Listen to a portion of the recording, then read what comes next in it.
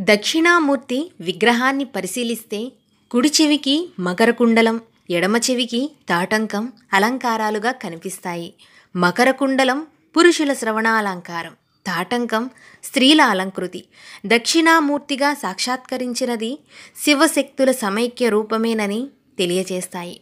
ఈ రెండు అలంకారాలు సనక సనందనాదులకు ముందు రెండుగా కనబడిన శివశక్తులే ఇప్పుడు ఏకాకృతిగా దర్శనమిచ్చాయి. అందుకే దక్షిణామూర్తి అయ్యరూపమే కాక అమ్మమూర్తి కూడా.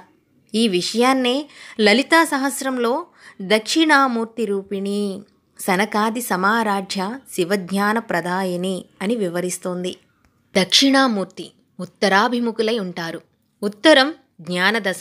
ఆ దిశలో కూర్చున్న స్వామిని చూస్తూ ఉన్నవారికి వెనుక భాగాన దక్షిణ దిశ అంటే మృత్యుదిశ. దీని భావం, ఎవరు దేవుని వైపు చూస్తారో వారు మృత్యువుని చూడరు. యముని చూపు మనపై పడకుండా స్వామి చూపు నిఘా వేస్తుంది. అజ్ఞానమే మృత్యువని ఉపనిషత్తు చెప్తుంది. ఆత్మస్వరూపాన్ని ఎరుగకపోవడమే మృత్యువు. యముడిని సైతం శాసించిన మృత్యుంజయుడే దక్షిణామూర్తి. దక్షిణ అంటే దాక్షిణ్య భావం. ఏ దయ వలన దుఃఖం పూర్తిగా నిర్మూలనమవుతుందో ఆ దయను దాక్షిణ్యం అంటారు. ఈ లోకంలో శాశ్వతంగా దుఃఖాన్ని నిర్మూలించగలిగే శక్తి భగవంతునికి మాత్రమే ఉంది. ఆ దాక్షిణ్య భావం ప్రకటించిన రూపమే దక్షిణామూర్తి. అన్ని దుఃఖాలకి కారణం అజ్ఞానం. అజ్ఞానం పూర్తిగా తొలగితేనే శాశ్వత దుఃఖ విమోచనం. ఆ అజ్ఞానాన్ని తొలగించే జ్ఞాన స్వరూపిణి దాక్షిణ్య విగ్రహమే దక్షిణామూర్తి. వశిష్ఠుడు కూడా తపస్సుతో దక్షిణామూర్తిని ప్రత్యక్షం చేసుకుని బ్రహ్మ విద్యను పొందాడు.